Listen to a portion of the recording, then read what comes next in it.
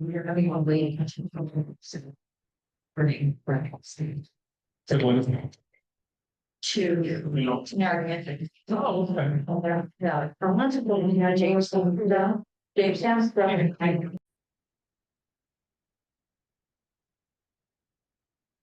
We were in meeting at 6:30 and had a closed session, so we're now back in public session. Good evening, everyone, good to see you all, glad to have you here. We'll begin this evening by standing in the pledge of allegiance and we'll remain standing for a moment of silence and honor the troops. Very cool.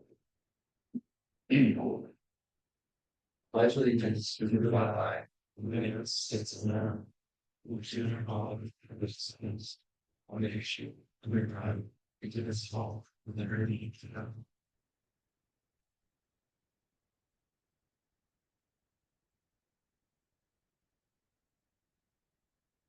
Thank you. Please be seated.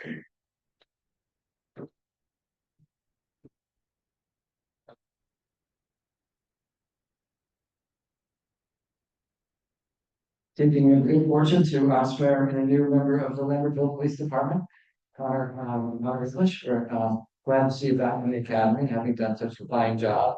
Would like to welcome you. Why don't we just all introduce our names in case everybody hasn't met Connor.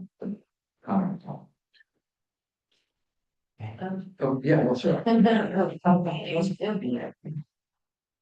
I'm the deputy fire. Steve Stegman.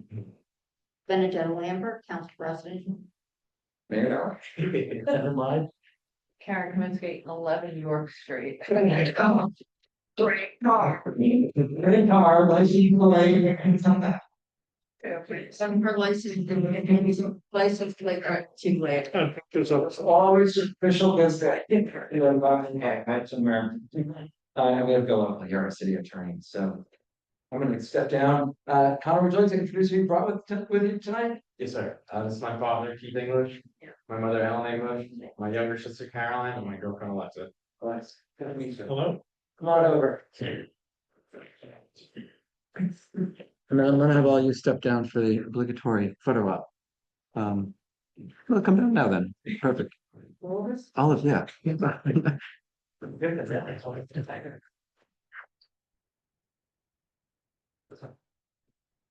Who are you all saying?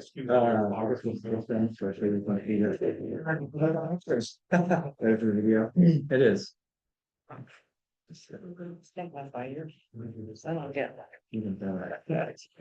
You want us in front of the table? Well, we'll just scoot over. Look at the picture and all right. Raise your right hand. Yeah. Repeat after me.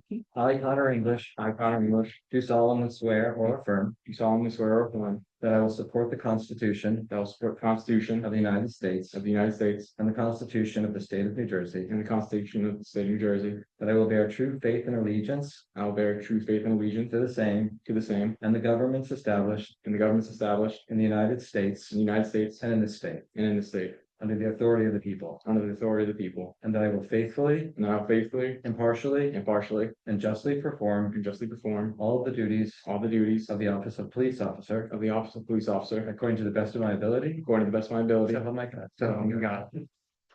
Well, I got it. Congratulations. You want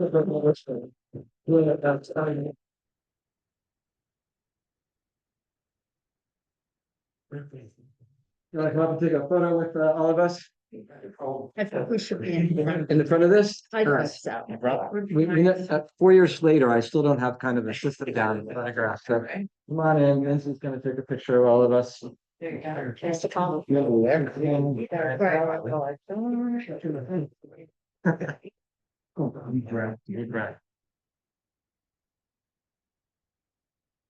wide angle.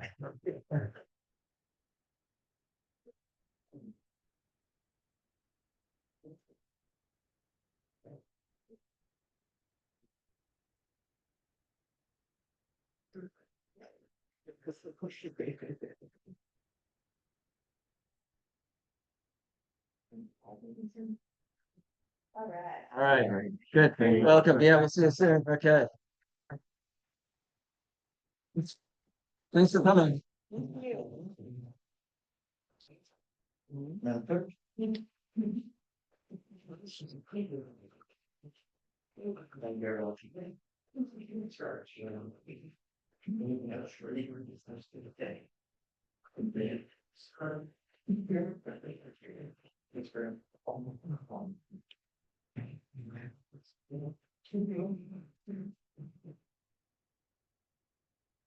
Actually, the approval of minutes, I'd like to ask the motion to approve the following sets of minutes, as presented or amended. The August 21st, 2025 meeting minutes and the September 4th, 2025 work session minutes. We have a chance to look at them? Okay, every motion, So moved. Second. all those in favor, please say aye. Hi. Aye. Thank you. Carries. Administrative reports, any comments, concerns, questions from the council on the administrative reports? Just a couple of things that I want to point out. So as I said last couple of months, the rescue squad is now submitting monthly reports. They had 34 calls in August to Lambertville out of 152 total. Their Lambertville calls year to date are 356 out of 1,200 total. Our parking revenue hit an all-time high last month, $64,000. That's by far the most we've ever taken in parking revenue in a single month. I think that's because people are paying park mobile and they're probably paying for more time than they're actually using when they leave that space. If we get people coming in, turning spaces over, which is kind of what we want. Also, I noticed, and I don't know the particulars of it, but it caught my eye in the report by the animal control officer that there was an incident this week with this month that involved 2 dogs, 4 cats, and a bat. I don't know the particulars of it, but sounded interesting. And in hotel tax, we took in just under $12,000 this past month. So we don't have our cannabis revenue in yet because it's not the 20th. So that will come in next month. So hearing all of that, I would ask for a motion to accept to approve the administrative reports as listed. Second. All those in favor, please say aye. Hi. Aye. Okay, thank you. Motion carries. We will open this up to public participation, constituent concerns. As we do every meeting, we just remind you, please step up to the microphone unless you have mobility issues. We ask you to state your name, address for the record. You have 3 minutes of uninterrupted time to say your question or concerns. And I would just ask that if possible, if you wish to speak to any one of the ordinances on second reading tonight, we will have public hearings for each of those ordinances. So, yeah. Karen Taylor Ogren, 28 Jefferson Street. I basically have not comments but questions. It seems there's a lot of information floating around about what I believe is called the pilot program with the Indian situations, payment in lieu of taxes. Do I have that correct? Okay. So basically I have 5 questions and I'm simply seeking clarity because I don't understand. How does pilot payment compare to the tax money that the city could normally receive? Is the pilot program required by the state or the courts in the Hovnanian situation? How long does this situation with pilot last? In other words, will the new owners of units be paying taxes to the city? And will our schools be getting any of the pilot money? And that's all I'm saying, but I appreciate some answers. Thank you. Sure. So I'm gonna have Bill talk about them. have some general information about pilots. Yeah. Karen, we have, I'm sorry, Councilman, we have the.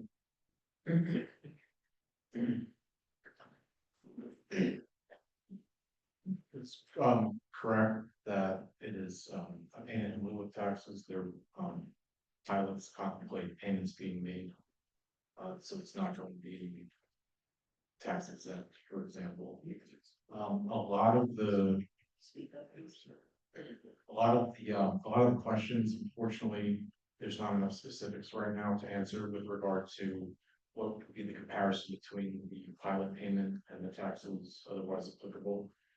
The city hasn't received, there's a requirement that if there's going to be a request for a pilot, that the developer has to submit an application to the city, and the city hasn't received an application, so the specifics of what potentially could be asked for, it's not known right now. It's not, the issue is not addressed in any of the court's orders. The ordinance that's on tonight for second reading and hearing, that is addressed. And a redevelopment plan is also addressed in the court orders, a pilot is not. And then the last issue regarding the schools. Under the statute, the payment that's made to the city goes 95% to the city, 5% to the county. There's no statutory requirement for schools. However, the council will have discretion from the money that it receives, how it wants to appropriate that.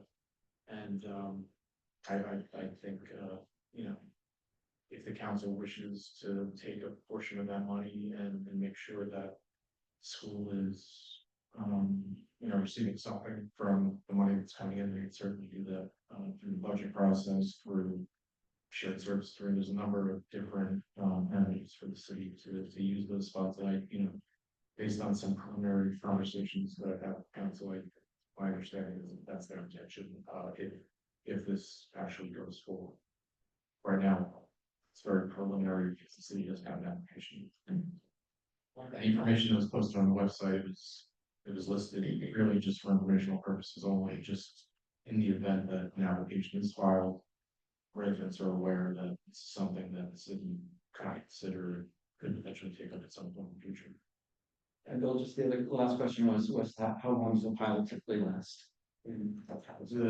The limit is 30 years. It can, you know, depending on the finances for any individual project. It can be less than that, but it can't last any longer than 30 years. So that's something that when the financial information is provided, it'll have to be considered, and the duration is going to be based on the costs associated. Jim Tittle, 33 Wilson Street. And I just want to start off and say, I know you've got a lot of work ahead of you trying to develop this, after it's planned to develop a developer's agreement.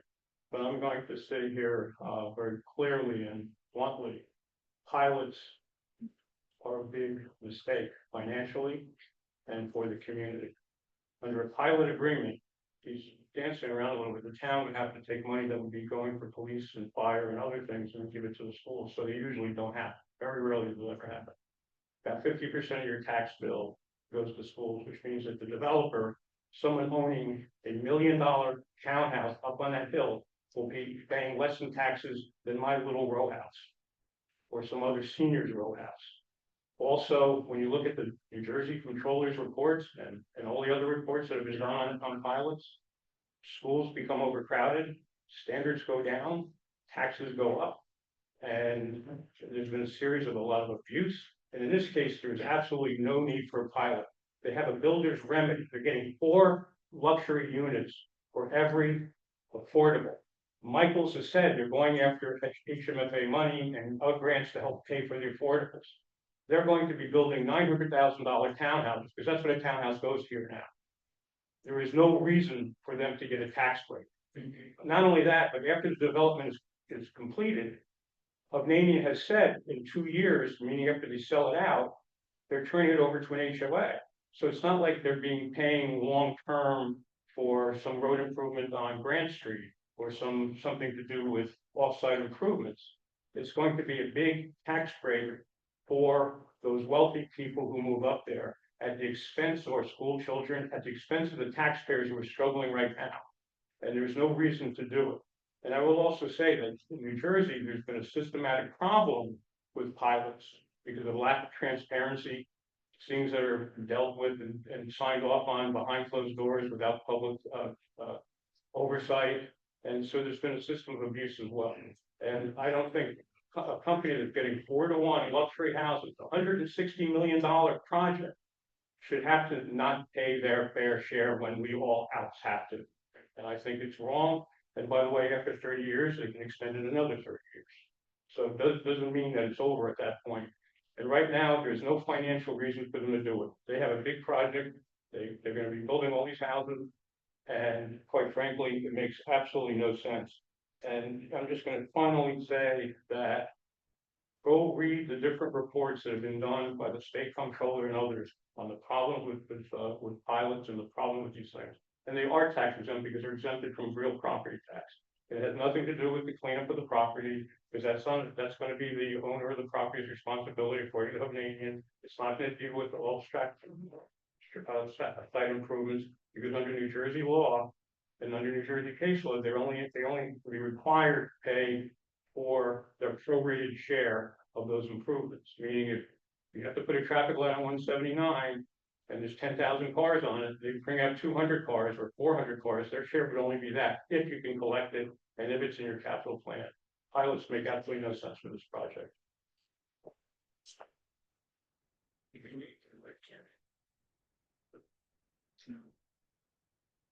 Hi there, I'm Beth O'Brien from 2 Hancock Street. As the city moves forward with the Conant Hill project, I would like to revisit concerns I raised in public comments over a year ago. Traffic and pedestrian safety in this area must be addressed proactively. Now is the time to evaluate the infrastructure needs for Conant Hills neighborhood, regardless of the development's final form. This infrastructure plan should include proper street lighting, safe pedestrian walkways. We have no sidewalks in Conant Hill. Visible signage. There are no speed limit signs anywhere in my neighborhood. And traffic calming measures. Personally, I would also like some kind of guardrail to protect our home from the hundreds of cars that are going to be making a right-hand turn in front of our house. And a traffic light at the Route 179 intersection should seriously be considered. I respectfully request a comprehensive third-party study to assess the current and projected impact of increased traffic in the Conant Hill neighborhood. This study should be conducted independently, not by or on behalf of Hovnanian. We should not depend on information provided by KHOP. No doubt, if allowed to provide their own report, it will be tailored to their needs and not the needs of the residents of Conant Hill. This isn't just about mitigating the effects of Hovnanian development. It's about ensuring the safety and livability of our existing neighborhood. Thank you. Thanks. I'll address kind of those points in a little bit later. I have a statement I'll be reading about the planning board, so some of those things will be referenced. Thank you. Sure. Judy Gleason, 86 North Union Street. I came tonight because when I read the Lambertville Matters, I saw a projection of the schedule for this project, and it put out there a pilot dealing with a pilot in allegedly or projected October, November.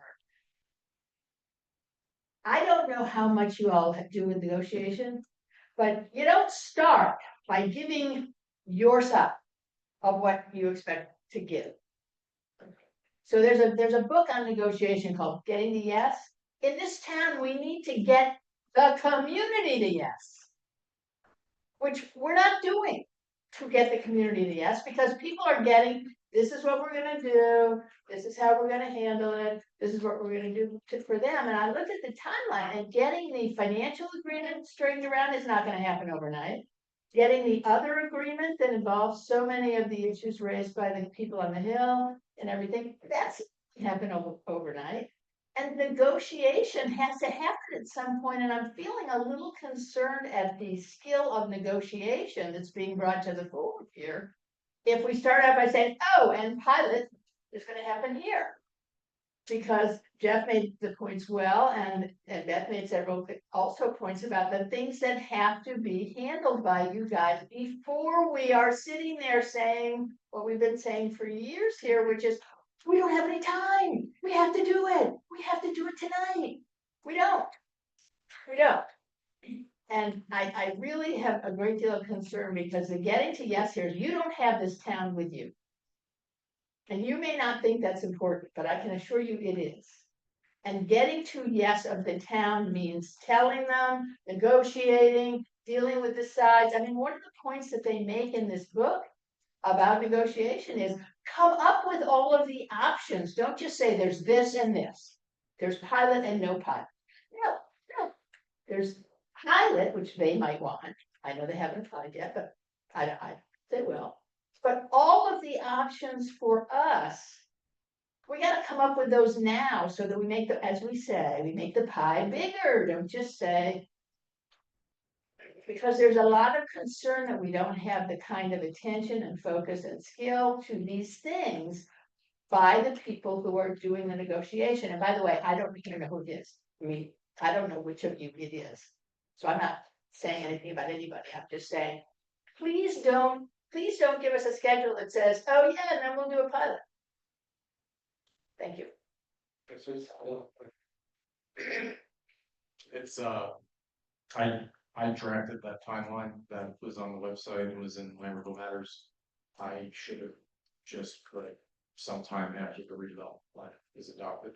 I put in time placeholders and since you're right, it's not gonna happen in October, probably not in November. That was probably subjective worded differently. It's just sequentially, as far as the statute goes, it has to happen sometime after the redevelopment plan is adopted, sometime after the redevelopment agreement is in place. So it's not gonna be something that happens overnight. There's going to be a lot Or we of would years. consider that. Consider it's only in there as a consideration. The statute gives the council the discretion to review the application and make a decision, but I'll take the blame for the confusion about the timing. I should word that. Thank you. Please. Dave Bird, 255 Brunswick Avenue here in Lambertville. Again, I'm on a 3-minute block, all right, so, resolution 157, 2025, the Hibernia Apartments. All right, what is a pilot now, and what is it going to be in the future? And how does that compare to if they were paying taxes, total tax? All right, that's a request because in resolution, it's in this section. Another question I have, and I are not an expert and as an attorney or anybody else, but the resolution 158, 2025 and the ordinance 22, 2025 seem to be very close to the same. All right, if we could have clarity on what are the two, what's two, and what are we gonna do, approve the ordinance tonight, and why do we have a resolution? All right, I don't quite get that.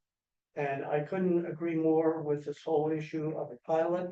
All right, the pilot is a special thing at the end of the negotiation. When they've addressed our security, our roadways, our water, all right. And well, you did a great job there. Maybe we could talk a little bit of a pilot, a short-term pilot. All right, don't give away the farm up front. Thank you. I can address, I think everything here, Dave. So at the last meeting, early September, the council talked about the pilots for the Hibernia. So the Hibernia is being sold, the sales closing in a couple of days. And one of the things that the Region 9, which is the housing agency that's buying Hibernia, it's a nonprofit, asked the council to consider was well, the first thing we have to do is reassign the existing pilot. So we have to do that in order for them to close on the sale. So the existing pilot has, and I'm happy to send a copy of this to you. We talked about this last month. The existing pilot has a percentage of 7.5 all the way through the life of the pilot. Region 9 had requested a reduction of percentages and changes depending on the year, so it goes all the way into 2050. So it starts out next year at 7.5, and then it goes down to 7% for the next 4 or 5 years, then it goes to 6.5%. And then in 2037, it would drop to 6.28% for the duration of the pilot. Given that they're spending several $1 million redoing the building, this seemed like, the council was, council was kind of unanimous in its support of this, and so those terms will be spelled out in the pilot agreement if the resolution is adopted. Secondly, your question of the difference between the resolution number 158 and the ordinance. Resolution, both of these items are, the city is under court order to move forward with. Resolution 158 gives the Bay of Nanian the conditional redeveloper status. And basically is a mechanism for us to move forward specifically with Bay of Nanian. The ordinance is to adopt a new zoning for the site, which is basically the structure of the zoning, the plan for the site. And so that gives us all the parameters of what's been discussed and decided on, and it's being required by the court. Your last question, I didn't. I was talking about the pilot now or in the future. Oh, All right, okay, yeah, there's my comment. All right, thank you. right. The one question you didn't answer, and you may not have it, the Hibernia, what's the cost to the taxpayers? All right, of that. In other words, if there was none, all right, same question I'd be asking for without HOB, all right, is what money is not coming into the city that we are going to pay for in our taxes? Well, so I'm not gonna be able to give you the exact numbers, right? The projections, these are just projections for what, and pilots, of course, tied to the revenue for the building. But if you look at, for example, I'll just throw something out here so you have a point of reference. So in 2032, at the current projection, if the pilot were to remain in place, it'd be $76,000 to the city in 1 year. At 6.5%, it's $66,000. So, I mean, we can decide. Is that what they're going to pay? I can't speak. No, using that as a number, right? Is that the number that they're going to pay into the city in lieu of taxes? And how would that compare to a regular tax bill, like at the bird's nest? I can't answer that question. These are projected amounts depending on the revenue, so it's a projection. So I can't give you the actual answer on that. I'm certainly happy to show you kind of what their projections are. That's fine. Happy to. And I get that. I've done those. All right, and that's okay. All right, for what they're going to do. But what does that cost the city and the taxpayers? All right, so how much are we supporting this particular organization, or how much are we supporting, HOB if we do a thing down the road? Okay, I just want to add one thing, kind of a little off point, but that we haven't really mentioned is that at Hibernia, they are 100% affordable. So the issue is sometimes in that instance where you're doing 100% affordable, the pilot helps kind of subsidize the fact that there are affordable units. And I believe the developer is also going to the New Jersey Housing Mortgage Finance Agency for a special type of financing. And part of that financing involves a pilot payment because it requires all these different subsidies to make those units affordable 100%, every one of them. So what we're doing by doing that is helping to subsidize affordable units for folks in the city, and to boot, they're getting renovated and they've been there a long time. So I think that's the skin we have in this game. Right, and I understand it's a wonderful thing, and I've been involved with Hibernia Apartments for decades, all right, back when it was built. All right, I'm just trying to get a flavor of, for both of them, okay? Are we talking if the impact to the taxpayer is $100, $1,000, $10,000, $100,000? I mean, because that's what you're doing. You're making a decision, and it's a well worth, case. All right, but what kind of money are we talking about if we weren't going forward with that? We I can't, would just add one other thing, I mean, it's hard to really determine that, but I would also point out too, that with the pilot, I don't think this pilot has any money going to the school. Not through Hibernia, that existing one, so that money is actually all just coming to the city. I don't know, so. and it's county. There's no, Yeah, it's all. Cause it's all, it's insurance, and so I think if that's exclusive Hibernia one, I don't think you could look at a Hibernia one and then a development that can't, I think it's, you know, apples and oranges, so just looking at this one, I don't think there's as much impact. So the pilot for Hibernia is going to be 100% to the city. It already was, so in 2017, We already did. yeah. We're it's already just been done. extending it. So it's nothing new. We're changing Like, the terms. we're just changing the terms because of the new financing, because we're gonna get renovated units and they're gonna continue to be age restricted and affordable. So there is like a the public benefit in that is something that, is kind of, you know, a little. I think too, when you're talking about pilots and all these different projects, it's really apple, you know, like apple pears and whatever, because each project has its own Absolutely. legacy, so putting Hibernia aside, I can't comment on the other. Yeah. Thing, And- but, and you know, maybe- but that's, you know. Maybe the thing to say I know. is, you know, and if there's a desire of mayor and council, right, to do a K-Hub pilot at some point, you know, I think we'd like to see, all right, because that's strictly money, is what money is lost to our, you know, is lost to our school and to the municipality and the fire commission and every other taxing agency, all right, versus a pilot. All right, because they're all expenses that have to be made up somehow. Thank you, I'm making 3 minutes. Thank you.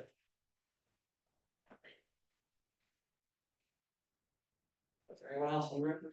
Sorry, yes, sir. Good evening, John Towns, 14 Hancock Street. We've all met before.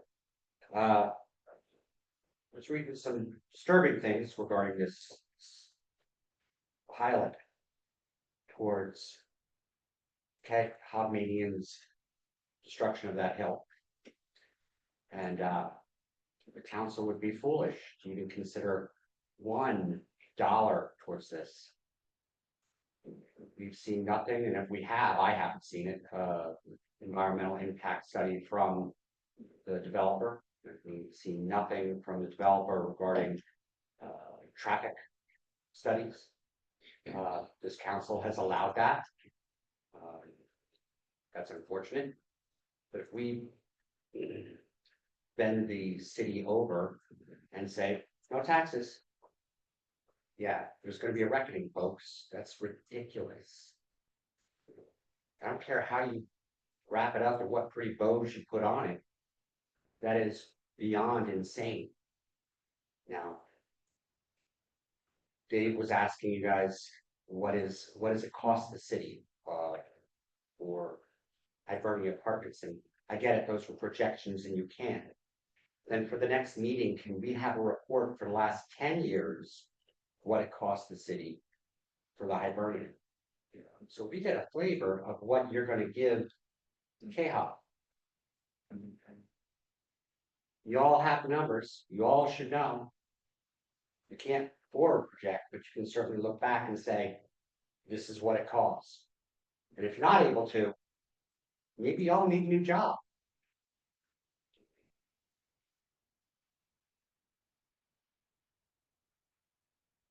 You have to understand, folks, we're the taxpayers. We're the people you guys are managing. We're not feeling love. That's all of each and every one of you. We kind of got done in by this K-Hop stuff. We shot them down and then they came back with a builder's remedy. Well, some of us knew it. Sure, the council knew it as well. And again, if you guys sleep well at night, knowing what happened up there on that hill with this development, great. I'd also like to ask one other quick question. Does the council have pilots for our people who are above the age of 70? For their current homes in the town? And if they don't, why are we gonna offer that to a builder who's going to make $1 billion off that property? And if we're gonna offer pilot programs to anybody, it better be the people over 70 years of age who own their own homes already. Thank you. All I can say to your first question is, I would imagine the pilot payment records for the last 10 years are public record for I Hibernia. would think so, but I just don't know the retention schedule, so we would have whatever the retention schedule is. 7 years. We think. So Yeah, it's probably 7 years. 6 to 7. So that can be requested through Oprah, and we're happy to provide that. And then pilots, and I'm not quite sure how to address the pilots for people over 70. Pilots are really a tool for development, not for individuals. I don't know that I don't know how to answer that question beyond just saying it's not something that's possible. There's no statute that provides for, So, Kendra, There's a statute that provides for a pilot for existing the law that governs potential pilots for development is for new construction. That's distinct from the statute, which is under the housing and mortgage finance law, so that's a different law than a pilot that would be considered for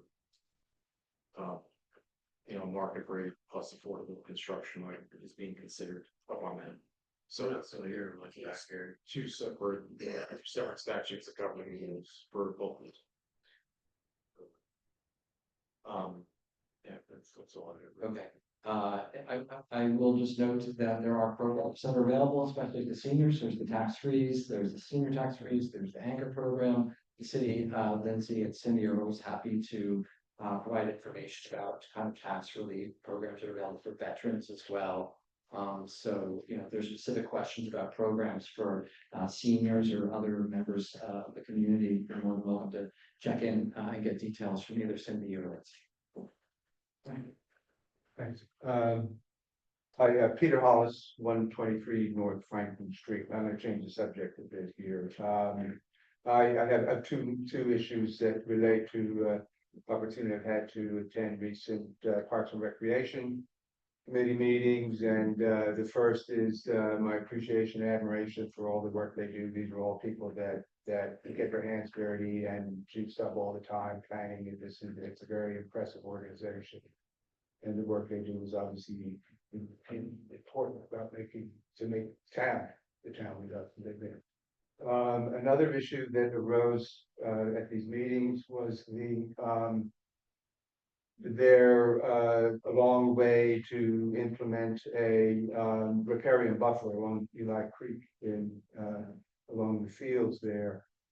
And when they announced it, I probably clapped. I thought it was good. My background in environmental commissions and watershed associations led me to recognize the very real importance of riparian buffers. They work by filtering the flow of water. They help infiltration of water in the event of floods, and they filter out pollutants and sediment. They do that by creating a screen, holding the water back, slowing it down, letting everything settle out.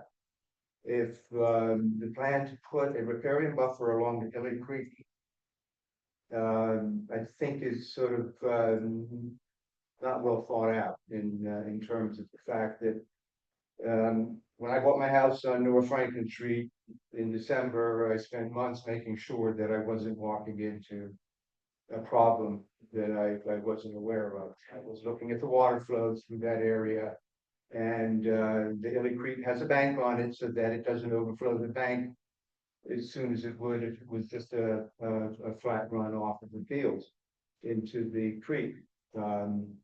There's vested sort of a riparian buffer there now, trees and small shrubs, grasses that do the work of slowing sediment and nutrients into the creek that we don't want to go into the river, to the ocean. But that's not gonna happen there. If they plant anything in addition, it's gonna slow the flow of water through that field. And I am very concerned that it's gonna impact the flood potential on my home in the event of a significant rain like Ida. I talked to all my neighbors extensively before I bought the house to recognize how the water flowed, what impact they had. And I've surveyed it, and I believe that that project is detrimental to my home. So I just wanted to raise that, and I continue to implore the Parks and Recreation Committee to assure me that that's not going to happen if that project proceeds. Thank you. So, yeah, I'm not, I don't know all the specifics of this. I know that I've had just a very general conversation about potential plan to build, plant the riparian buffer there. So it's really a Parks and Rec Commission matter for the most part. And just to reiterate, you know, when we spoke recently, you know, I did I hate to do this, but I always have to say that, you know, after Ida, we had 138 houses, something like that, that flooded that weren't anywhere near a floodplain. And there's a map in the municipal resilience action plan that pinpoints each of those houses that reported damage to the city following Ida. And unfortunately, there were a lot of houses in the North Franklin Street area that did suffer some damage. So obviously the city has a responsibility to be as environmentally sound and do as much mitigation as it can, and we've been working on it.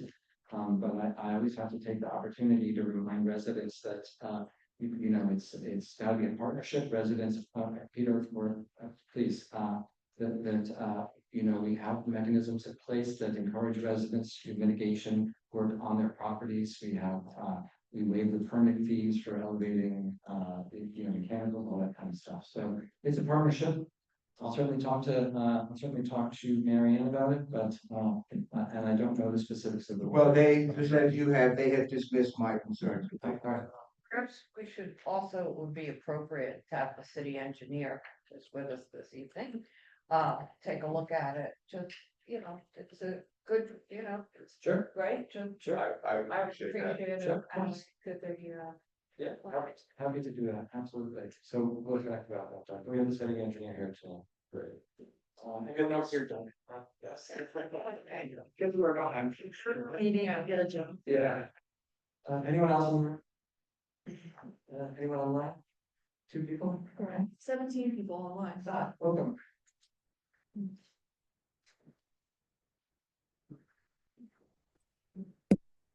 Paul Stevens, 39 Quarry.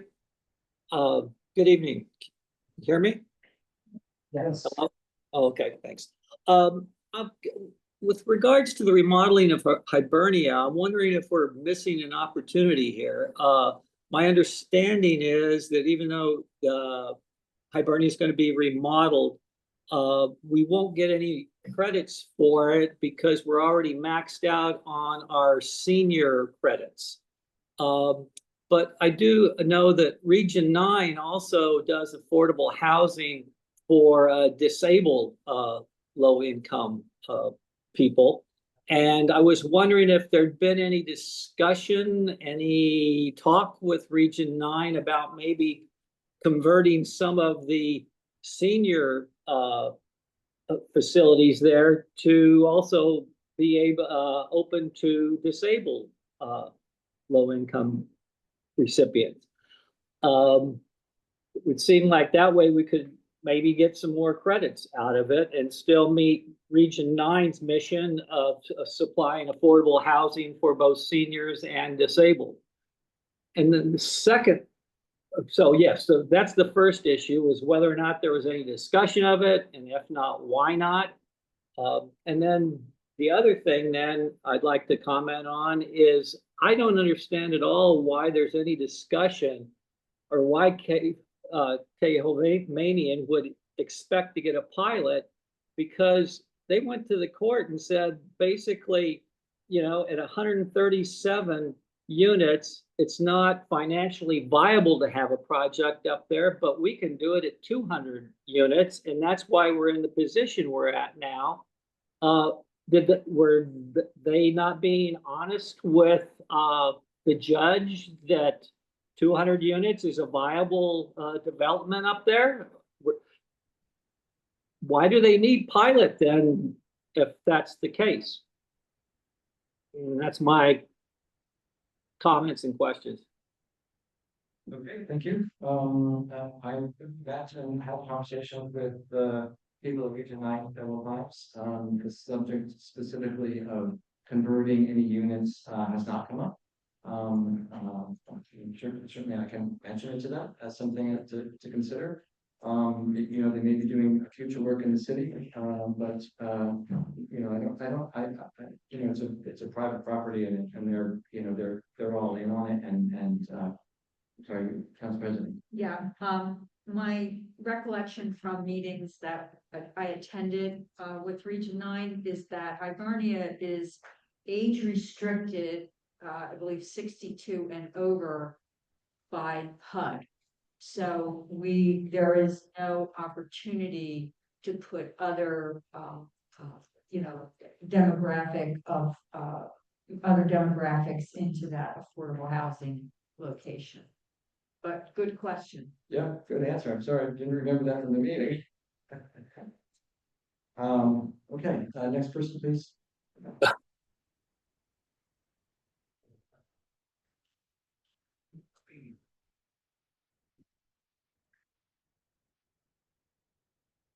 Sue, you want to go ahead? Hello? Can you hear me? Please state your name and address. Oh, it's Susan Ravello at 8 Hillside Court.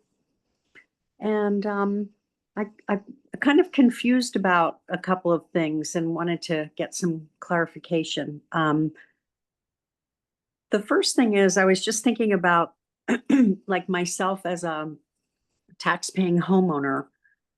What would the benefit to me be of your voting to give them this pilot? In other words, it seems to me from my logic, but maybe there's something I don't know, you know, of course, but that if you vote to give them this pilot, that is ultimately going to negatively impact me because they're not going to be paying their fair share. And my taxes are going to go up to cover the schools and the other things that won't be covered, you know, by the developer and those, you know, the people up on the hill. So I'm curious about why would I want my representatives to vote yes for this if I can see quite clearly that it's going to negatively have an impact on me. The second concern I have is that, so the funds are diverted and instead of going to these other things, they go directly to the city. Okay, so what does that mean? What kind of a fund is that? Who has discretion over that? Who decides how those funds are used? Is that money subject to the same restrictions as other monies, you know, that are in the budget are restricted by? I'd just be concerned about that. It just seems like an interesting source of revenue for the city that I actually didn't even ever know about before I just, you know, read about this situation. So that kind of is a concern I have. Any other questions or concerns? Pardon me? Is there anything else? No. Yeah, thank you. Bill, again, I don't know if you want to speak generally about pilots. The money would be revenue to the town, to this, so it would be appropriate in another manner. There's no way to use it without the governing body taking action and appropriating it with budget, however else you would do that. With regard to the structure, this is still a hypothetical at this point with regard to campaigning. We haven't received an application. It's a possibility under the law. There may be an application that comes in, but it's really just a hypothetical as in general, as far as money coming in, the city would have an opportunity to review. There would have to be a financial benefit to the city for the city to consider it. And the way that usually comes about is because the city can retain 95% of the money that comes in rather than 17 to 20% of the money that comes in. And that's the way that it makes up, city makes up from the lower payment through the pilot payment. So It's difficult to explain against specifics because we don't. Well, have it the sounds to me like indirectly, our tax money, instead of going to these other things, and what's going to be raised on our taxes for that is going directly to the city instead. And I'm just wondering what benefit is that to me? As I think Bill was trying to explain, this is still a hypothetical, so if we unpack it as let's say it's not hypothetical. So let's say the council does decide to entertain a pilot. It could also decide that X amount of the pilot, a percentage or something else, would go to the schools. So, we can't, there's really no effective, or there's really no way we can answer the question at this point. But why is it being brought up though, if it's not really relevant and it's a hypothetical? Yeah, I'm not bringing it up. The community can bring it up, and it's a hypothetical. We don't have an application. People are talking about it, so we're doing our best to answer questions about something that hasn't happened yet, and about which we have no information. So I'm going to leave it there if that's okay. Yeah, but the only one other thing. What is, I don't understand. Okay, that's okay. Thank you very much. I've said enough. Thank you. The decision that the council makes for or against anything is public, so. It's not done, it's not done, it's done publicly, so. Thank you. Anyone else online? Okay, I'm going to motion to close public comment period, please. So Second. all those in favor, please say aye. Aye. Aye. Thank you. Right. We have a proclamation to read this evening on behalf of the Delaware Valley Food Pantry, which celebrated 70 years of service to the community this Saturday on September 20th. And in honor of this, the city has prepared a proclamation which the council members and I are going to read and hopefully adopt it this Saturday. Councilwoman. I am person shopper at the Delaware Valley Food Pantry here in Casper, Wednesday.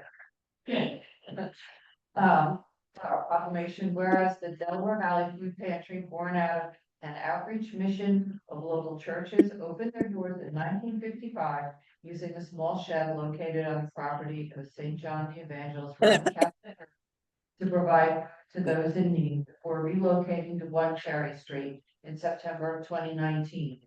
And whereas having survived the COVID-19 outbreak and Hurricane Ida, this little jewel has become a treasured staple in our community and has been supported by various organizations, churches, and the community at large, who have donated food, monetary donations, and time. And whereas the food pantry heavily depends on volunteers to keep the organization going, requiring a staffing of 6 adults and 1 youth when the site is open, plus 30 volunteers that work behind the scenes, stocking shelves, picking up bread and baked goods, or unloading food shipped in trucks from other nonprofits. And whereas the Delaware Valley Food Pantry and Fisherman's Mart work together to combat food insecurities, with Fisherman's Mart providing additional freezer space and weekly trips to ShopRite. And whereas nothing goes to waste, the leftover produce, prepared foods, and baked goods are taken to the Trenton Area Soup Kitchen task. And overripe produce and expired food are donated to a local pig farmer. Now therefore be it resolved by the governing body of the city of Lambertville and the county of Hunterdon, state of New Jersey, that the board members, volunteers, and friends of the Delaware Valley Food Pantry are hereby recognized for 70 years of service to the community and congratulated on a job well done. Be it further resolved that Saturday, September 20, 2025 is hereby proclaimed Delaware Valley Food Pantry Day in the city of Lambertville, marked with a celebration of complimentary food and live music at its 1 Cherry Street location. Encourage everybody to support the Delaware Valley Food Pantry, and we ask for a motion to adopt this proclamation. so moved. Second. All in favor? Aye. All right, motion carries. It's adopted. Consent agenda. Resolutions on the consent agenda are considered routine and shall be enacted by 1 motion. Should any member of the city council seek separate discussion of any item, the items will be removed, discussed separately. Couple of comments about the consent agenda? Okay, hearing none, I can ask for a motion to adopt the resolutions listed on the consent agenda, numbers 151-2025 through 155-2025. So moved. I'll second it. All in favor? Aye. Aye. Okay, move the consent agenda. We now have resolution number 156-2025. This is a resolution to authorize the release of closed session minutes. Before we talk about the resolution itself, the larger question of closed session minutes has come up. Cindy was kind enough to send the council a memorandum, and we can decide this evening whether we want to talk about this or whether we want to move it to another meeting. If we decide that we're going to talk about establishing policy or potentially adopting an ordinance about the release in public of closed session minutes, I would want to at least read through some of this for the public's benefit. Does anybody want to talk about this tonight, or save it for certainly, I think we're looking at putting forward the minutes that we've already reviewed and then have been redacted and are ready to go out. This is kind of a larger question of policy and potentially an ordinance. So, to what extent do we want to talk about this evening or save it for a work session? I don't think I'm ready to discuss. I did one read over so far. I think we should save it to another session where it's a lot stronger. I know it's something that Cindy's kind enough to put together, and I may have questions. I just haven't had the time to actually go through it, raise some questions. I don't know the other council members here. I'm fine with that. Yeah, I am. I mean, I think it makes sense to have it, have the discussion during the work session. Okay, great. I will take just a couple of minutes, just so the public understands kind of what our current process is, because I think it's important way for people to begin to understand what has been the process for time immemorial, practically, I think. So the current policy utilized for the release of closed session, executive session minutes to the public is as follows. The request is received, usually it's an open request. The minutes are reviewed by Cindy or the clerk to ensure that the topics discussed have been resolved.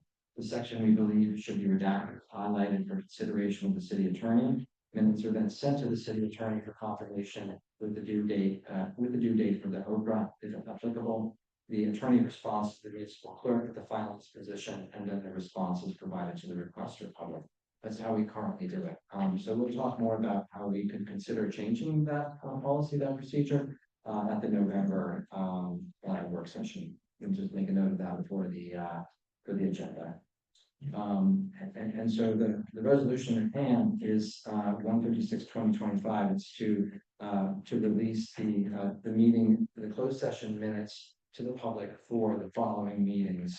And I would note that the city attorney has reviewed and authorized the release of these minutes. So the November 21st, 2024 closed session minutes, the December 5th, 2025 closed session minutes part A, the December 5th, 2024 closed session minutes part B, December 19th, 2024 closed session minutes, the January 6th, 2025 closed session minutes, and the February 6th, 2025 closed session minutes. Is there any further conversation or discussion about this? All right, then I would ask someone to make a motion, please. So moved. We'll start and make a second. Second. All those in favor, please say aye. Aye. All right, thank you. Motion carries unanimously. Next is resolution number 157/2025. This is the resolution of the city of Lambertville, Hunterdon County, authorizing assignment and assumption of the existing payment in lieu of taxes agreement and the execution of a new payment in that agreement for the age-restricted low-income housing known as the Hibernia Apartments. So we talked a little bit about this. This was the members. This by the city attorney authorizes the transfer of the agreement of the execution of a new pilot for the Hibernia Apartments, a residential complex for senior citizens. Any questions about this from the council? All right, hearing none, I'll make a motion to adopt resolution number 157/2025. Is there a second? Second. All those in favor, please say aye. Aye. Aye, thank you, motion carries. Next is resolution number 158-2025. It's a resolution of the city of Lambertville and county of Hunterdon and the state of New Jersey, additionally designating Canadian Homes LLC as the redeveloper of the property identified as the Lambertville High School redevelopment area, block 1073, lots 1, 3, 5, 6, 7, 8, 9, 10, 11, 32, 33, and 3301. Blocks 1091, lots 1 and 1.01 pursuant to local redevelopment and housing law NJS A40A:12A1. Right, so this is a requirement of the court to enter into a redeveloper agreement to have immunity from village remedy. So I think we're all probably familiar with this. Any comment from the council? Just to bring it out, it's conditionally designated, and I don't think it's a conditionally. It's right on top. Oh, okay. I'm sorry. So is there an issue or you just? No, we should just bring it up. Oh, I got it. Okay, take care of it. All right, may I have a motion to adopt resolution 158/2025, please? So moved. Second. All right, I'll ask for a roll call vote on this, please, Cindy. Councilwoman Kaminsky. Yeah. Council President Lambert, Yes. Councilman Lai, Yes. Councilman Stegman. Yes. Mayor Noah. Yes. All right, a motion to pay the bills list. Any questions about the bill with one from the council? All right, I'll make the motion to pay the bills. Is there a second? That's true. All in favor, please say aye. Aye. Aye, thank you, carries. First reading ordinances. First is ordinance number 23-2025. This is an ordinance to amend the Lambertville City Code, 2014, Chapter 8, municipal parking areas and user parking. So this was something that we talked about last September 5th meeting to increase the cost slightly in the leased parking spaces owned by the city. Questions? Motion? So. I'll second it. And all those in favor, please say aye. Aye. Aye, thank you. We will have our second reading and public hearing on this at our October 23rd. Yeah, thank you. 23rd meeting. The next first reading ordinance is ordinance number 24-2025. It's an ordinance to amend the Lambertville City Code 2014, Chapter 3, fees charged by various city departments, boards, and commissions, 3-13. This is, again, we talked about this on September 4th, so slightly increased for fees and vital records, and establishing a non-resident fee for weddings. Any questions? Very good. All right, motion please, if somebody will make it. So moved. Second. Second. All right, all those in favor, please say aye. Aye. Aye, carried. Ordinance number 24-2025 is unanimously introduced and will have its second reading and public hearing at October 23rd, just in time for my non-resident wedding in the middle of November. So, ordinance is second reading. First one is for second reading this evening is number 30-2025. It's an ordinance to amend the Lambertville City Code 2014, Chapter 13, sewer and water to add improper disposal of waste. So we've talked about this a couple times. This is a requirement of the city's MS4 permit with the state of New Jersey for stormwater management. Now opens up for the public to express any comments or ask any questions. Anyone online care to comment or have a question about this? Oh, All right, council, everybody ready to take a look at this? Okay, how about making a motion, please? I make a motion. All right, now, thank you. All in favor, please say aye. Aye. Aye, thank you. The next is ordinance number 21-2025. This is an ordinance of the city of Lambertville. Mayor, Yeah. that was to close the public hearing, correct? Oh, I'm sorry, that was a closing public hearing. I beg your pardon. Yeah, so I watched that one. So that was a closed public hearing. Everybody good with that? Yes. Okay, so now I would ask for a motion to adopt ordinance number 20-2025, second reading, granting the final approval. So move. Second. All in favor? Aye. Thank you. Motion carries, the ordinance is adopted. Ordinance 21-2025, ordinance of the city of Lambertville authorizing the sale of city-owned property designated as block 1003, lot 11, more commonly known as 310 North Union Street. We talked about this property as well as several other properties over the last couple of years.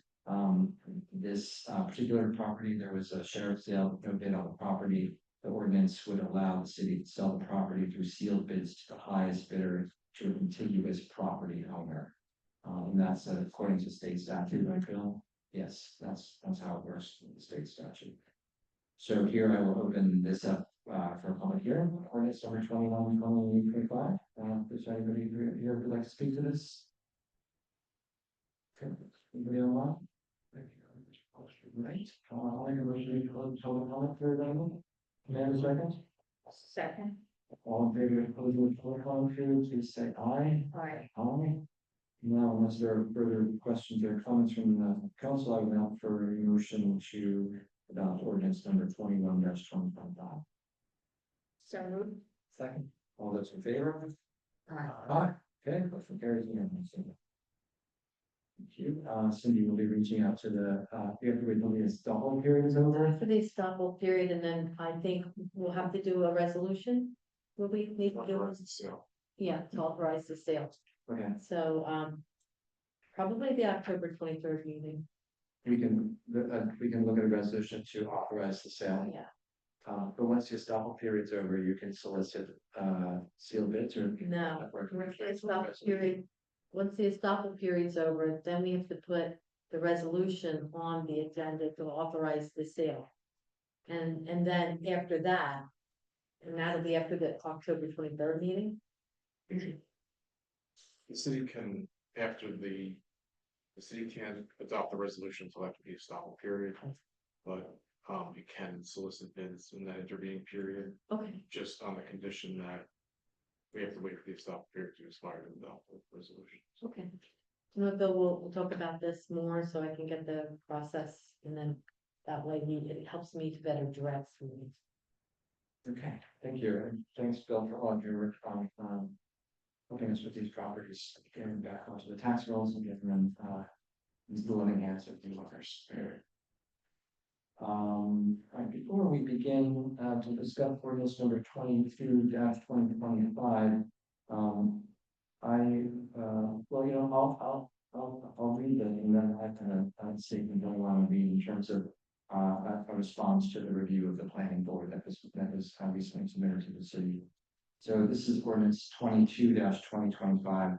It's an ordinance of the city of Lambertville, County of Monterey, the state of New Jersey, further amending the redevelopment plan for the high school redevelopment area, block 1073, lots 1, 3, 5, 6, 7, 8, 9, 10, 11, 32, 23, and 33.01. Block 1090, lots 4 and 5, and block 1091, and lots 1 and 1.01.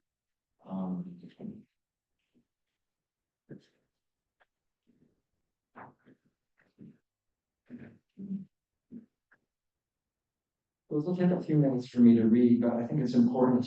I want to recognize the work of the planning board in its, well, I always want to recognize the work of the planning board because it's an excellent board. But in particular here, in reviewing and offering its recommendations to the city in terms of the redevelopment plan. So I'm going to read the statement. It's going to highlight some of the things that were found by the planning board and kind of the city's response. Planning board has reviewed the amended Lambertville High School redevelopment plan and issued findings with respect to the plan's consistency with the city's master plan. Pursuant to NJSA 40A:12A-7E, the governing body, when considering the adoption of a redevelopment plan, shall review the report of the planning board and may approve or disapprove or change any recommendation by a vote of a majority of its fully authorized membership, shall record in its minutes the reasons for not following recommendations. The planning board addressed 17 goals and objectives set forth in the master plan and made specific findings as to their each as to each as in its review. Of those 17 goals and objectives, the planning board found that the amended Lambertville High School redevelopment plan was consistent with 7, substantially consistent with 5, and inconsistent with 5. I will address the board's recommendations for these issues that were found inconsistent, as well as the recommendations for the issues that were found substantially consistent. Inconsistent. Number 1, long-term solutions to problems of parking and traffic congestion. The board found the plan amendment inconsistent with this goal and recommended a traffic study be conducted of the redevelopment area. The city accepts this recommendation and will require language be included in any redevelopment agreement that a traffic impact study be produced as a requirement for site plan approval. Number 2, preserve and protect environmentally sensitive areas, including but not limited to steep slopes.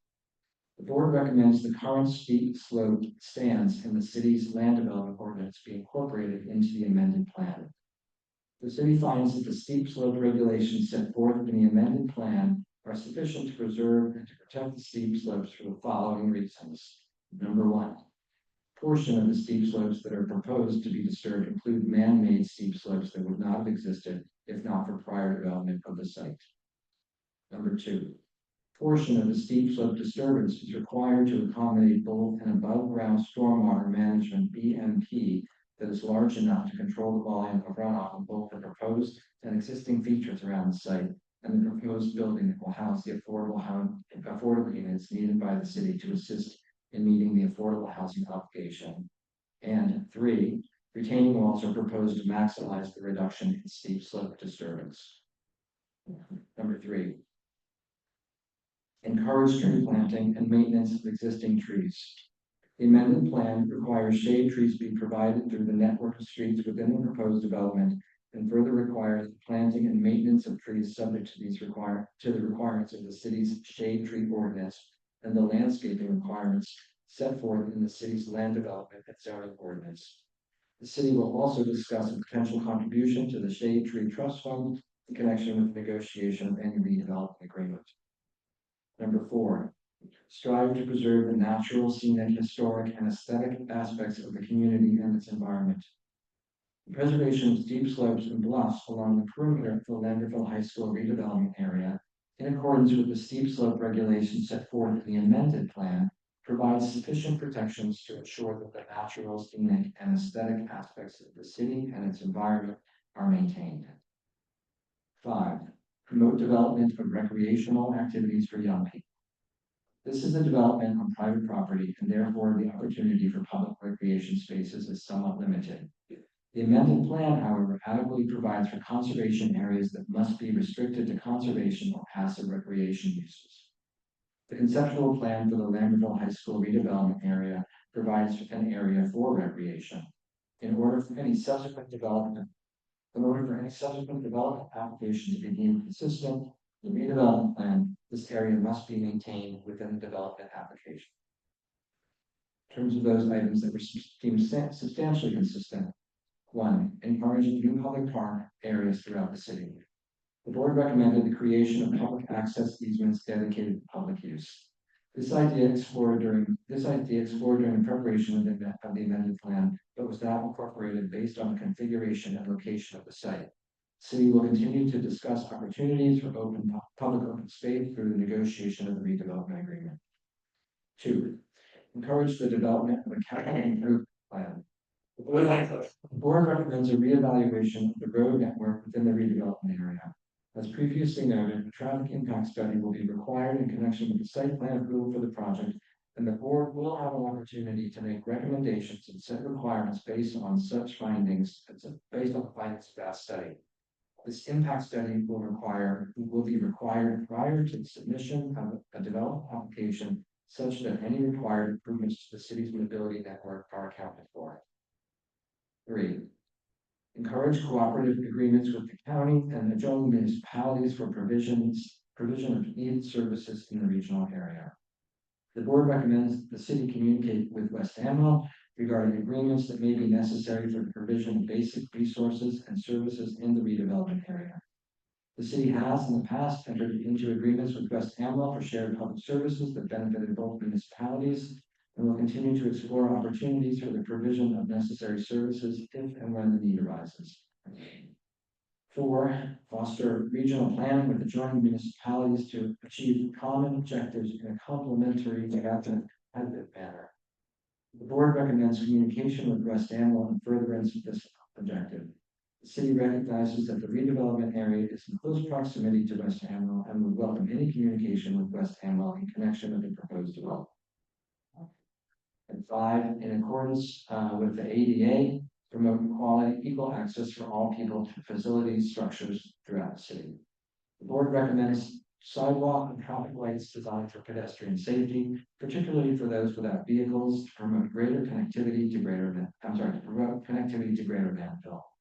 The amended plan requires sidewalks along both sides of all internal streets. The intersection of Grant Avenue and Toriel Road is required to be enhanced with painted crosswalks and signs to facilitate pedestrian safety. The city may also explore further opportunities through the redevelopment agreement, and the board will be required to provide further review during the site plan application process.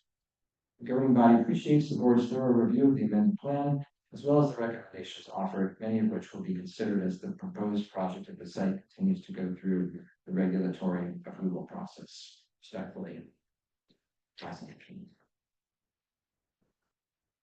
So, having read that, I'm now going to, let's just see if there's anything else I missed here. Yeah, it's one of the things I just have to know before I open it up to the public. So just as a matter of form, this will amend the redevelopment plan for the Lambertville High School in accordance with court order and agreement with Fair Share. City attorney made some non-substantive changes with regards to the planning board's actions on September 3rd, 2025. And so now I'll put this up to the public for comments. Same rules as always, 3 minutes, please state your name and address and good ones. Hello again, John Towns, 14 Hancock. Thank you for that information. We do appreciate it. Quick couple of questions. You spoke of a environmental study being done up on our hill. I just wanted to ask the question, not make it sound completely snarky, but what was the environmental impact study on the property behind Clausen's Farm when Ida hit and the north end of town flooded when it never flooded before like that, except in 1952? And if that is indeed something that we didn't think about, maybe we want to consider that for the south end of town, which floods pretty significantly. Okay. My second point would be, you answered that question regarding pedestrian safe zones, sidewalks. I'm assuming that's also going to address the crossing of 179. Either they're going to pay for a elevated pedestrian crosswalk, or they're going to put in the flashing lights at their cost, not ours. Again, that's just me guessing. Does the city redevelopment plan address the groundwater and ground pollution with PFAS up on that hill? I know that we have EPA is currently in works with the owner of the properties, trying to get inspections done to find out where all that PFAS is coming from and why we're not, as a body, forcing that hand. I know we can't make people on private property do things, but again, if we're going to pollute the entire rest of the city, not just my hill, or if we're going to stick low-income people on polluted grounds and groundwater, that's going to eventually look bad at the city and open you up for lawsuits.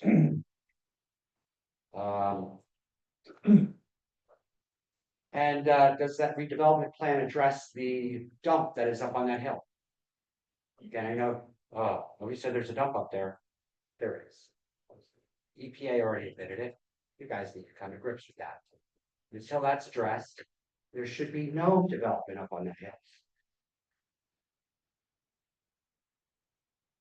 There's several lawyers on here. Figure out a legal way to put a stop to it until that's addressed. All right, thank you so very much. I do appreciate everything you guys are doing, even though it doesn't sound like I do, but have a great night. Thanks. There were no environmental impact studies done, I think, anywhere in the city after Ida. I'm not, I've been talking to the engineer about what that even looks like on the, but no, certainly nothing done at the Clausen property. I think it's a good question. At some point, you know, when we, as we know that, future, you know, precipitation total, we're gonna see, we're likely to see retention basins in West Amwell that are coming, you know, that are emptying down to that creek.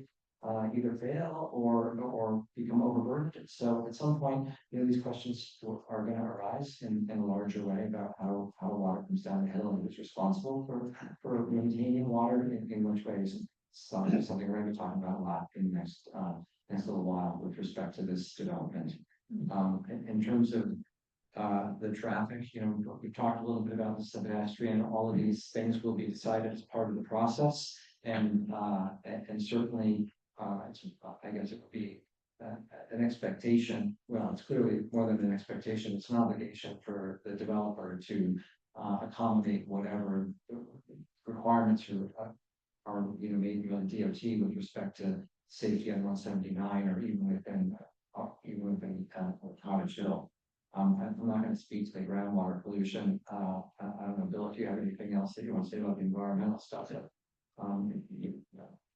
You know, there is an ongoing conversation, which I've talked about several times between the DEP. They are trying to get access to the property. You know, so I don't know if you have anything else you want to add. Nothing specifically, but the redevelopment plan required that it contemplates the municipal landfill and requires remediation prior to construction, and the redevelopment agreement that the council will consider in the upcoming months will have significant protections for the city with regard to the environmental remediation that's there. Thank you. Hi, Beth Bryan, 2 Hancock Street. I had a prepared comment for the end of the evening. It does pertain to the redevelopment. Would you like my comment to specifically focus on planning board results or? Well, I mean, you whenever you want to. I mean, this is about the redevelopment plan. You want us to speak twice, and you just statement wherever you feel comfortable. I'm sure it's. And with what you just, the document that you read to us, will that be posted online? Tomorrow morning, we're posted on the city website on the redevelopment page. So it's been read into the record. City already has it as part of the minutes. Okay. So, but it'll be posted tomorrow morning. Okay, great. Thank you very much. Sure. And I just want to do a little side shout out to Paul Stevens for being the farthest person away from this meeting and still logging in. He called in from Hawaii. So shout out to Paul. Probably on the beach. Yeah. I can switch. It looks like good looking match. As the city prepares to move forward with the Cottage Hill project, I respectfully request that we establish clear safeguards and oversight measures to ensure Caymanians adheres to all regulatory, environmental, and procedural requirements. Back in July, I sent an email with a series of questions to the mayor and the council. The mayor quickly responded that Bill Ogle, the city attorney and redevelopment attorney, would provide a response. I have not heard back yet, but thought others in town might be interested in what my questions were. 1, I wanted to know, will we be asking Caymanian to sign a pre-purchase administrative consent order? Is the redevelopment site in compliance in regard to cleanup timelines? This consent order will bind Caymanian to the cleanup and the timelines. 2, is the former industrial facility on the site subject to ISRA, Industrial Site Recovery Act? 3, will Caymanian be required to post any financial assurance or a remediation funding source?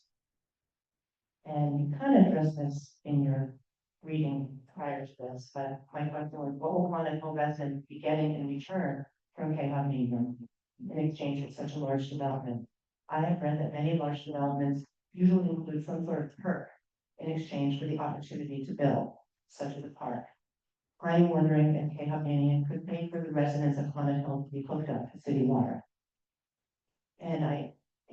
email in July had asked how you were gonna keep us up to date on the site remediation project. And I want to thank you for adding a section on the city website to keep us informed. I was able to review the latest, although preliminary, DEP investigation documents online. So thank you, putting everything in an easy to find place. And one last note, I certainly hope that on top of the sweet deal that KHOG is getting by being allowed to increase their number of units to 200 in order to allow their bottom line to be profitable, I hope that you will not offer them a pilot program too.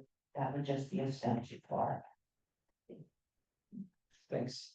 I don't know, I need to read some out here, I remember the email. Did I forward it to you, you remember this? Yes, Okay. some of the questions aren't I guess, able to be answered yet, right. so, but when we are able to answer them, we can ask them. I can go back and look at the email and see if there's anything that I remember when I read it at the time, it was premature to provide answers. And I figured it had to wait till the ordinance was accepted. Well, yeah, I mean, we always want to answer questions as we can, yeah, it was my mistake for not following up or closing the loop on, it's probably still in my to-do folder. And I'm sorry that we didn't get, I mean, I got back to you, but I honestly don't remember kind of what happened after that. And maybe that we couldn't answer the question, but if we couldn't answer the question, I should have let you know that, so I apologize for that. Public setting, maybe other people might be interested in the kind of questions that people are asking. Yeah, absolutely. I have the email saved, I was just waiting. Okay. When it's, I'll go back and look at it, I haven't looked at it since it was sent. Okay. But I recall at the time that it was premature. Right. So even if it's still premature, just let us know and I'll get back to you on Monday the latest. Judy Gleason, 86 North Union Street. I had a couple of language questions about some of the documentation that has been created and exists, including documentation that's in the plan that has been approved. But first I want to ask a question or put out there, in the comment about the planning board, the West Amwell communication, what was said here was, we would welcome the opportunity to talk to them. I hope you would be thinking you would initiate the opportunity to talk with them, because welcoming puts it on them. And I think this one is sort of on us at this point to reach out to them, and I hope you will do that, because well, why would we not do that now? We're at this point. Second thing having to do with specific language. And I just got this from how it was read, but the sidewalks in the development, well, that doesn't really do a lot of good for all the other areas where people will be walking in and around the area that's not within the development. I don't have a sense that that's covered in the plan or anything else. And part of the reason I say that is because in the, whereas, this is in the resolution, but it's also in the plan. I remember when we looked at the plan, I looked at the plan a month ago or whatever it was. Their plan, the redeveloper proposes develop, finance, and construct 200 townhouse, 40 of which will be reserved for affordable housing, along with associated amenities and improvements related thereto, collectively the project.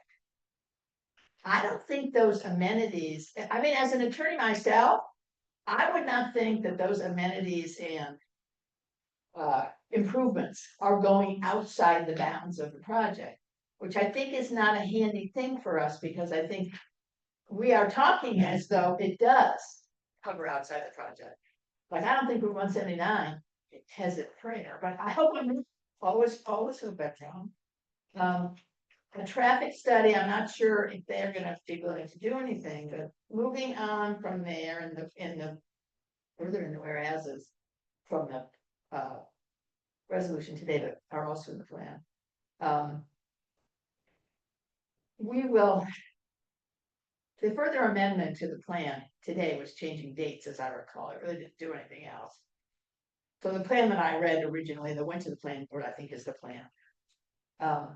Then we would negotiate and execute a redevelopment agreement with conditional developer for the project. I don't know who does the negotiation, but I know this says the mayor has it within his ability to handle everything that needs to be done in this.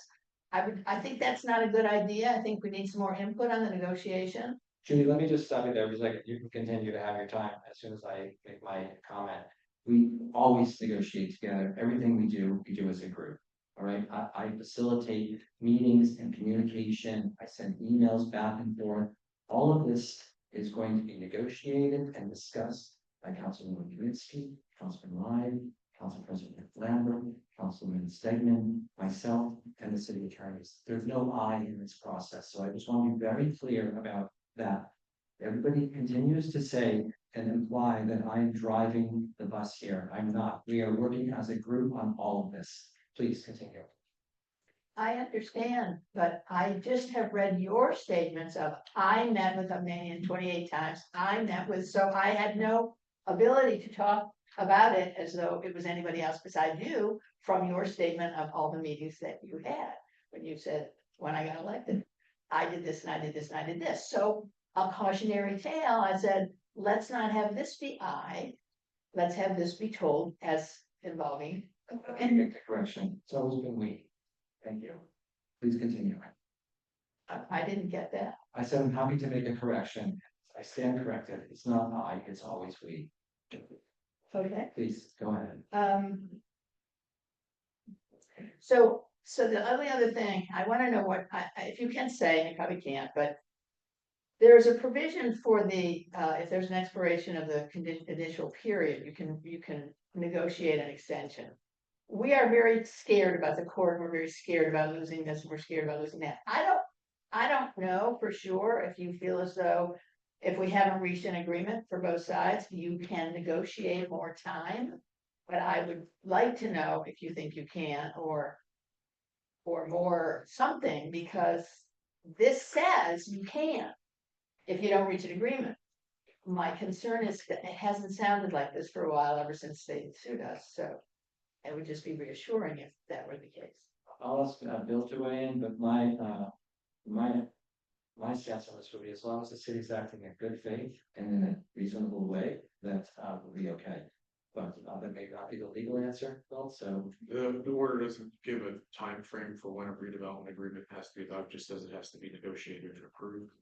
So the language regarding the extension that was built into the resolution was just a safeguard for the city to allow the city to be able to extend it if the need arises. 4 months, it's 120 days, 4 months is usually enough time to.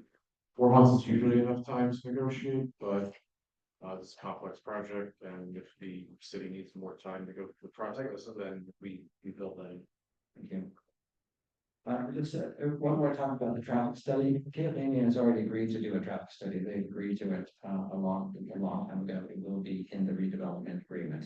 And more than likely, the city will control who is chosen to do that. We can't say definitively, but as we've seen in the planning board applications, the planning board chooses who does the traffic study. I would strongly advocate that the city has control of that decision, and that we're driving the bus, so to speak, on that.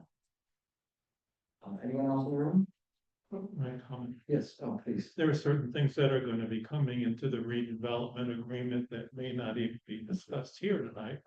So I think during that time that then certain things I would assume can be discussed with KDOT. The traffic study is a traffic study. There's also a pedestrian safety element, but it's not in the traffic study.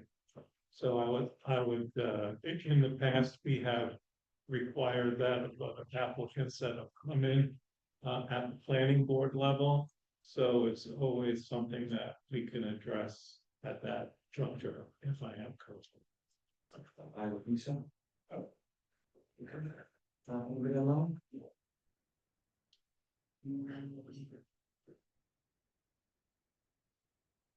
Bridget, would you like to go ahead? Yes, Bridget Coleman, 41 Hancock Street. I would just like to know, how are you going to build homes up on this hill that are going to sell for over $600,000 when we, the tax-paying residents of Connaught Hill, do not have clean water? Our water smells like rotten eggs.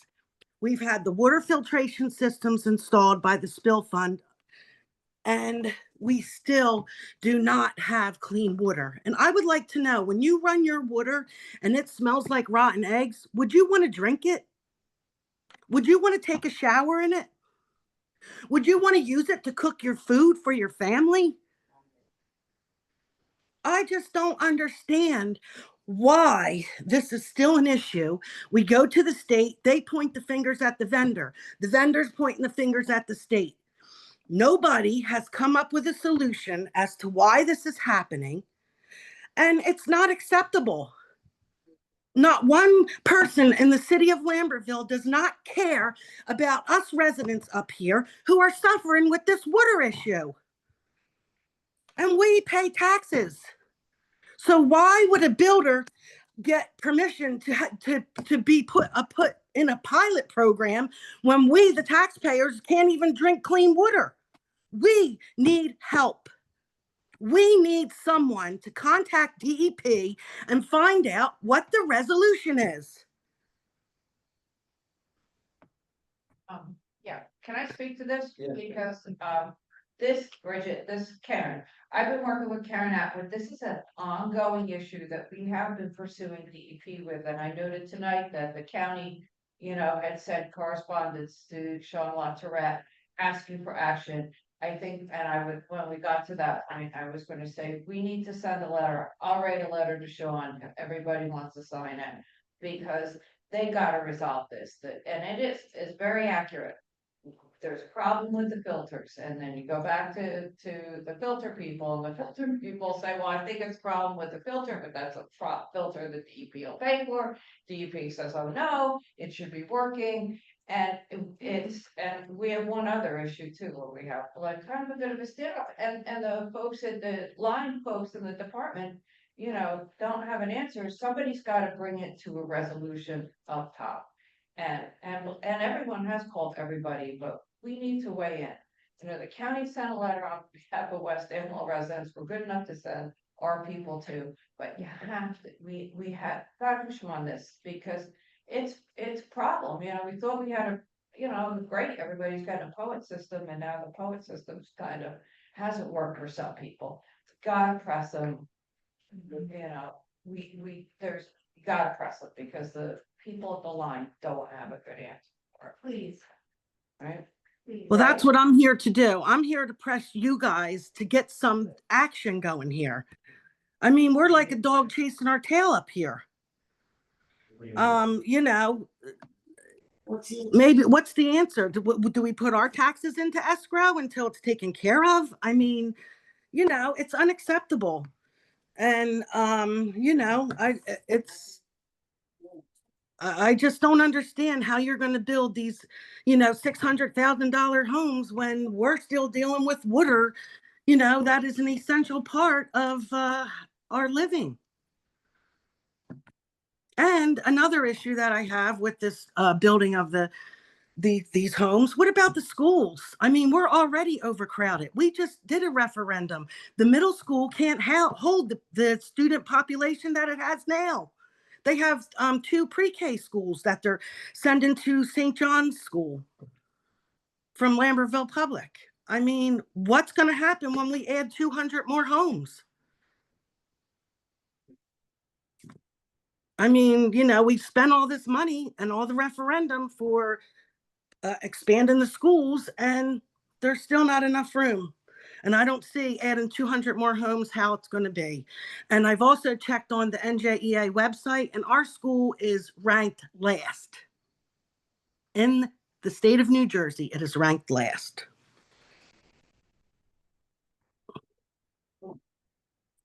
That's all I have to say. Thank you.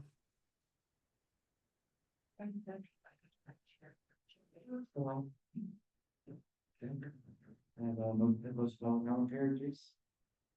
Public hearing. Second. All in favor, please say aye. Aye. All right, is there further comments or any questions from the council on this ordinance? I hear now, I would ask for a motion to adopt ordinance number 22-2025. On second reading, granting final approval. So moved. Second. Okay, we have a roll call, please. Councilwoman Kaminsky. Yeah. Council President Lambert, Yes. Councilman Lai, Yes. Councilman Stegman, Yes, Mayor Noah. Yes. Thank you.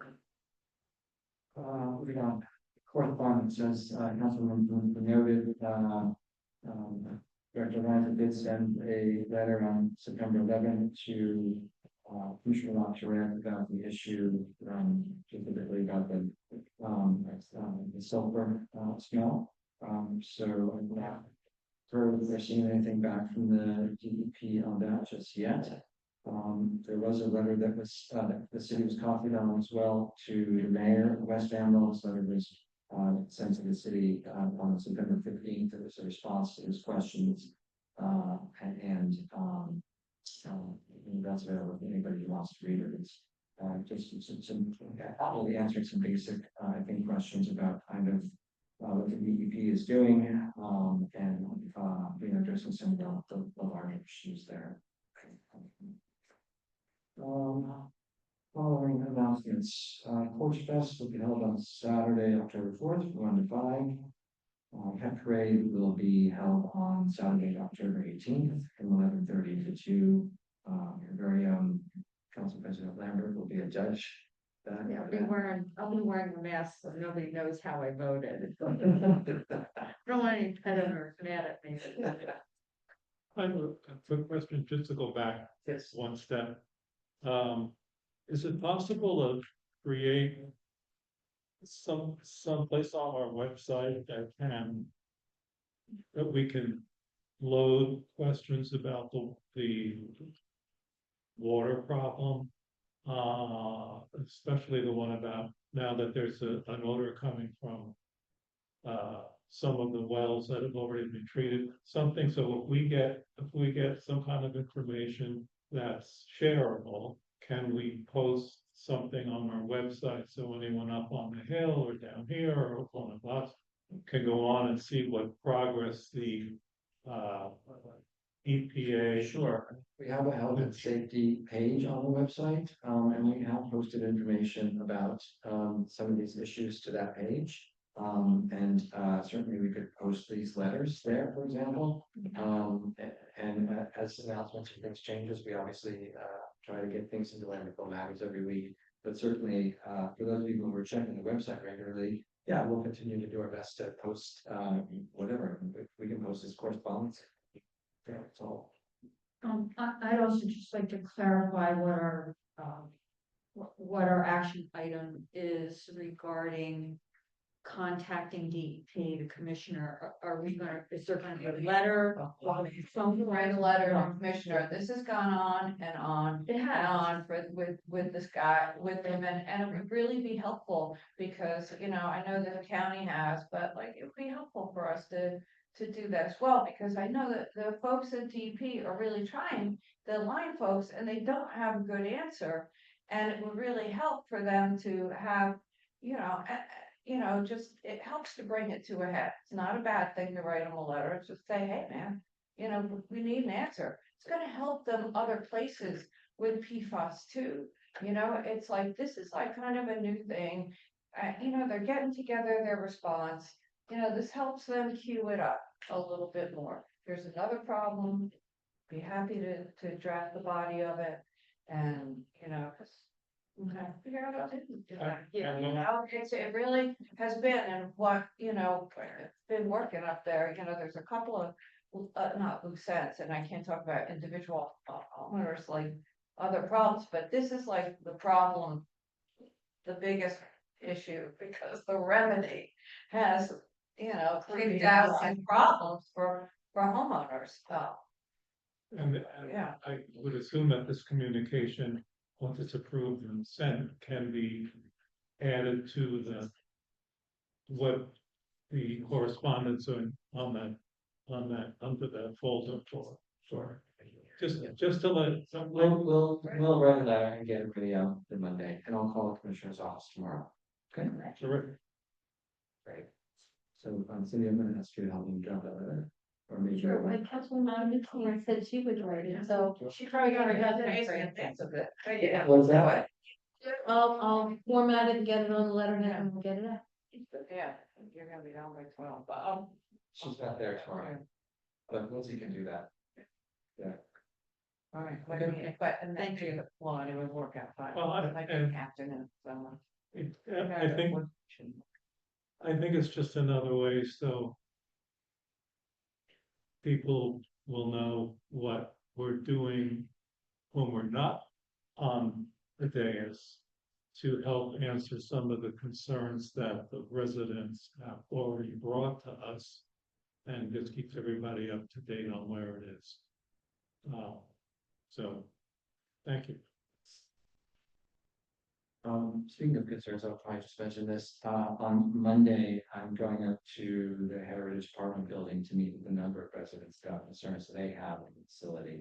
We did read the letter that they're moving forward with the construction work, but, continue to have, people in my office and on the phone, and so I'm going up there on Monday to meet with, 20 residents, to hear some concerns about, living conditions, in Heritage Village. I have contacted the president of CIS, and not heard back. All right, so moving on, electronics recycling, Saturday, October 18th at the American Legion, holds a popular event. Rhinebeck Historic Society House Tour, it's on Sunday, October 19th from 11 to 4. If anybody's interested in seeing how the mayor lives, my house is on tour.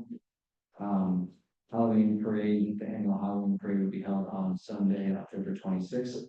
We gather at 2:30 at Mary Sheridan Park, participate in the parade procession ending at Ely Field. Trick or treating is on Friday, October 31st from 6 to 8. Road closure will begin at 5 p.m. Just a couple of other announcements, and then we'll go back to participation. Just let everybody know our 4th round settlement conference with Fair Share and Court being held on October 1st. The times to be determined. Touch base with Habitat for Humanity this week. They are working on a draft development agreement. We should have it in the next 3 to 4 weeks. Funding, as you may or may not know, the state pulled back $40 million from the Affordable Housing Trust Fund, I think it was in 2025. So they will be going out for funding in fiscal year 2026. So, but we have plenty of work to keep us busy on that site in the meantime. And several deliverables that we have to provide to the court with respect to our 3rd and 4th round settlement agreement. Continue to map the stormwater sewers. Had a brief conversation with the developer of 295 North Main.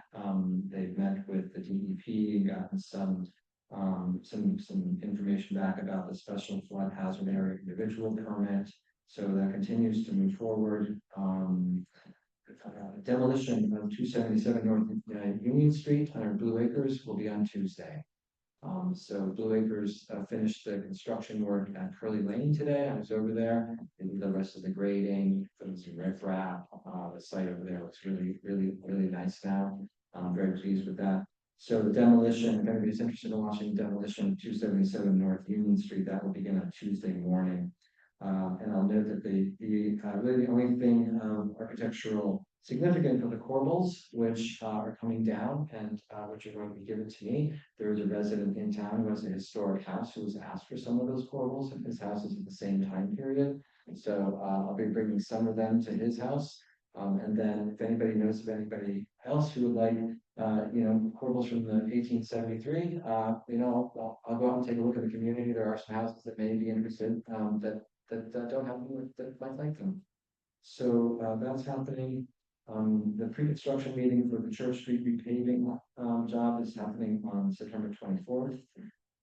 And that's all I have to say about announcements. So I will open this up to public comment one more time.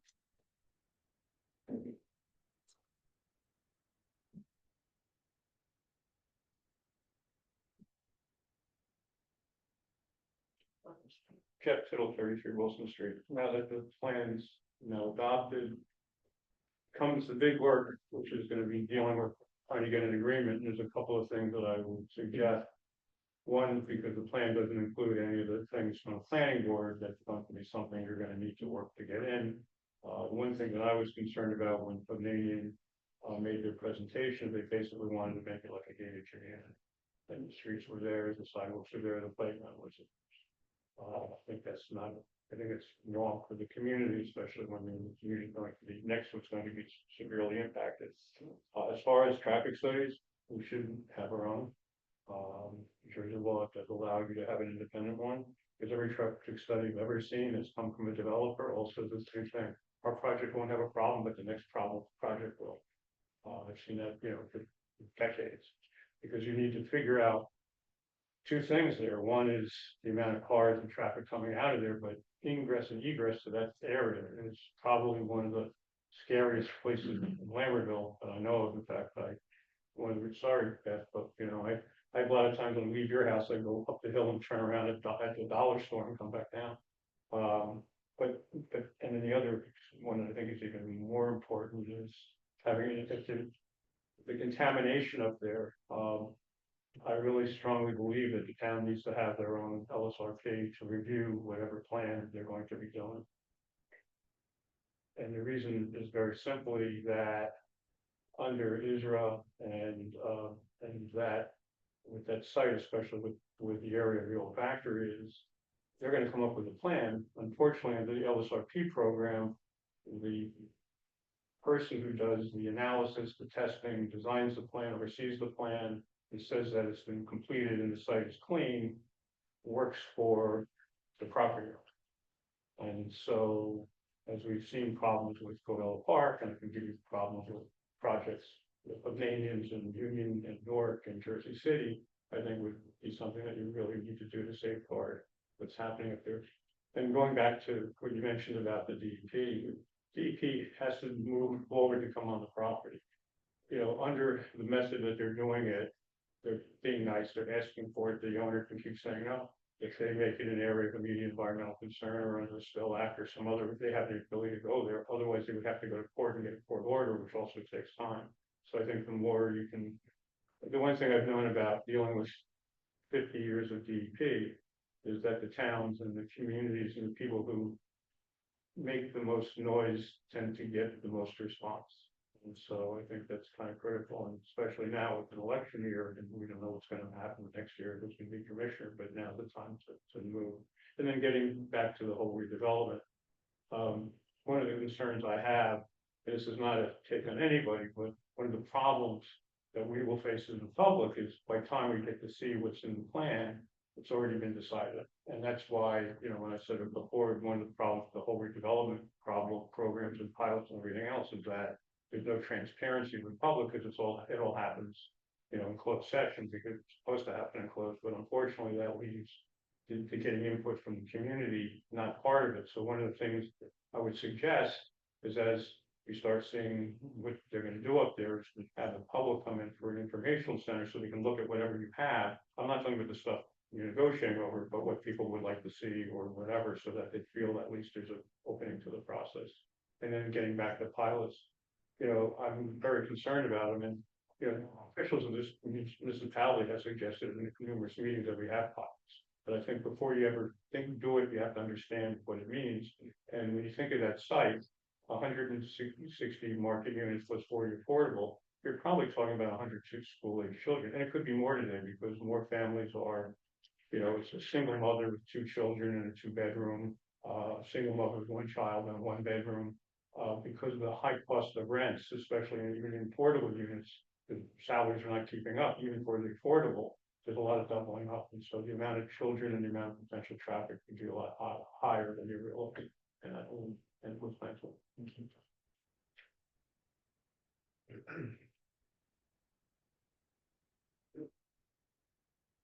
Good to know I am. Hey Bird, 255 Brunswick Avenue, follow up to the issue of the pulse being installed. One thing I believe we still have a senator and assemblyman. All right, the more pressure that's added, I may suggest that you reach out to them and say, would you please communicate with the DEP to put some pressure on and the governor's office, whatever needs to be done. It's a problem. All right, I mean, what one of our residents said is like heart-wrenching to say the very least. The other thing I wanted to comment on the, you approved it, number 24, raising some prices, okay? And, you know, when it's at the end of somebody's life, all right? They get a certificate, all right? You give that to them for $25.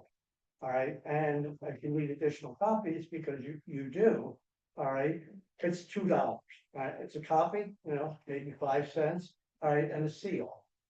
You're increasing those additional copies, and it's multiple copies, you know, for a lot of people. All right, you're increasing it 150% from $2 to $5. All right, just be a little kindness, unless we need that money so bad, but that's what we need to do. Think about it. Thank you. Okay, what else? Anyone else on?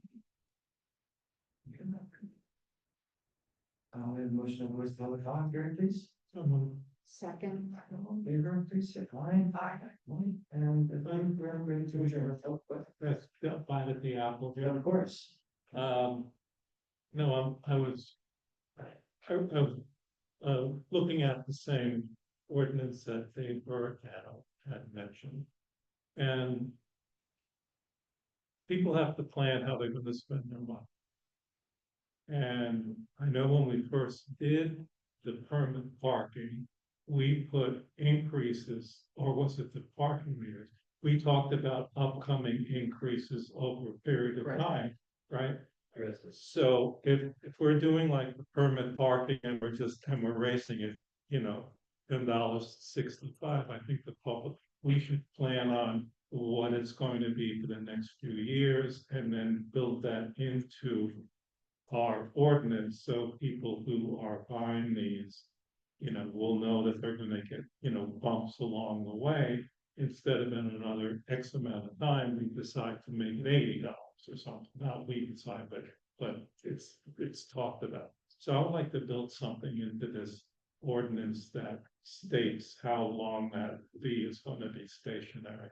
Because it affects everyone with a parking permit in the city who has rent to pay or taxes to pay. These are discretionary parking. These are the parking spaces at City Hall and the Acme, so they're not the residential stickers.